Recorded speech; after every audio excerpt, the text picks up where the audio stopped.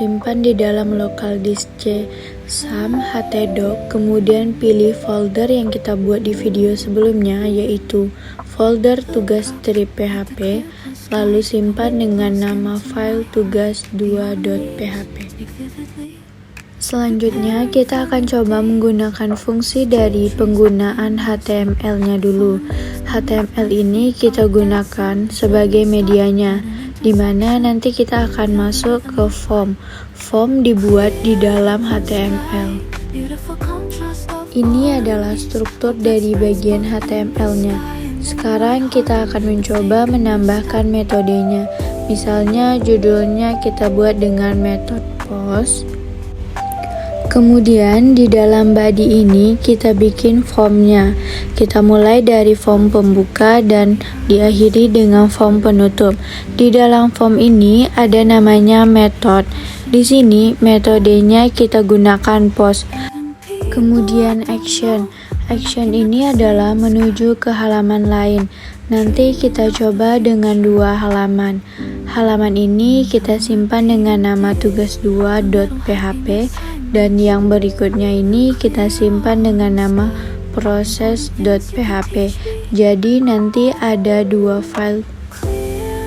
File 2 itu adalah untuk menampung data pada saat kita melakukan pengiriman data. Kemudian di bagian bawah ini kita akan coba untuk menambahkan beberapa komponen. Misalnya di sini kita akan mencoba memasukkan username dan password. Kita coba ketik username. Username ini adalah penamaan untuk penginputan. Kemudian di berikutnya ada proses komponen menggunakan input. Tipenya kita menggunakan teks. Kemudian name-nya kita beri nama user. Kemudian tambahkan BR untuk bagian belakangnya. Untuk password ini juga sama. Ada input, tipenya di sini password, lalu name-nya pas dan diakhiri dengan BR juga. Kemudian enter. Kita buat lagi untuk tombol.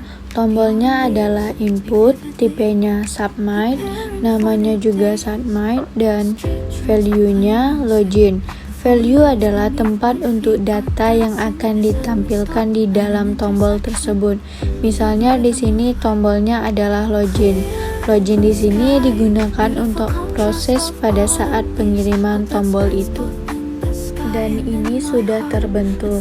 Lalu kita save dan kita coba tampilkan di dalam browser dengan mengakses localhost, lalu akses foldernya yaitu tugas.php, kemudian nama filenya tugas2.php, lalu enter. Dan akan muncul di sini di mana ada username dan password. Ini kalau kita kirim belum bisa karena tempat halaman web keduanya belum ada. Jadi kalau kita klik ini belum ketemu karena proses.php-nya belum kita buat. Sekarang kita buat halaman proses.php-nya. Kita buat file baru lagi di mana di sini kita langsung simpan namanya dengan proses.php. Di halaman baru ini kita akan menampilkan proses PHP-nya saja, tidak perlu HTML-nya. Kita mulai dari pembukaan dan penutup PHP. Karena kita lihat di bagian metodenya, kita menggunakan post. Di sini berarti nanti ada pengiriman berupa variabel berkaitan dengan post yang ada di sini. Kemudian yang perlu kita perhatikan di sini name-nya adalah user dan yang ini pass. Kemudian di sini kita buat variabel baru, penamaannya bebas. Dengan contoh $USR sama dengan $_post. Variabel yang dituju ini berdasarkan dari name yang ada di form. Yang pertama di situ adalah name-nya user. Kita ketik user lalu titik koma. Berikutnya $PSWD sama dengan $_post.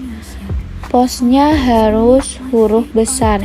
Jika tidak, maka dia tidak akan berproses. Kemudian di sini variabelnya sesuai dengan name password, yaitu pass. Berarti di sini kita ketik pass titik koma. Selanjutnya kita tinggal memanggil variabel-variabel yang sudah kita deklarasikan di atas. Misalnya, echo data user dan password, tambahkan BR dan titik koma. Kemudian di sini baru pernyataan dari menampilkan data. Misalnya username adalah titik 2, kita panggil $USR dan tambahkan BR untuk ganti baris dan titik koma. Berikutnya adalah menampilkan dari yang passwordnya. Passwordnya adalah titik 2, kita panggil $PSWD, kemudian BR dan titik koma.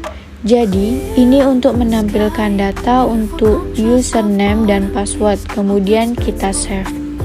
Kita coba akses lagi, refresh dulu, kita masukkan username-nya, Roma, dan passwordnya 1234. Pada saat kita klik login, dia akan terkirim ke halaman kedua, yaitu proses, dan akan muncul di sini data user dan password, di mana di sini username-nya Roma, passwordnya 1234. Nah, ini adalah contoh proses pada saat pengiriman. Di sini kita menggunakan metode POST. Yang membedakan metode POST dan metode GET yaitu metode POST di bagian URL-nya tidak merekam data yang kita kirim. Contoh di sini di bagian URL-nya, proses ini tidak akan memunculkan data dari name, username, dan password. Tidak dimunculkan di atas. Kemudian sekarang kita coba menggunakan GET. Untuk GET ini perubahannya ada di metodenya. Metodenya kita ganti dengan GET, kemudian yang lain tetap sama dan kita save. Lalu di halaman proses pembedaannya ada di $_post. Kita ganti ke $_get dengan huruf besar, kemudian save.